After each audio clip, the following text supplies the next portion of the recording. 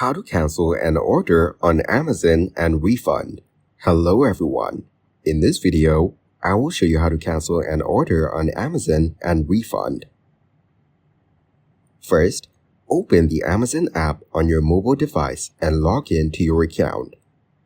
Now tap the profile icon next to the home icon at the bottom right corner. After that, select your orders to view your recent orders. Here, scroll through the list to find the order you want to cancel. Next, tap on the order to see its details, and then look for the cancel order option. If it's available, tap it and confirm the cancellation. Now, if you've already been charged, a refund request will be processed automatically. You should receive your refund within a few days. That's it. You've successfully canceled your order and requested a refund on Amazon. Thank you guys for watching this video. Hope you got some value. Make sure to like the video and subscribe to the channel to get notified of new videos. See you in the next one.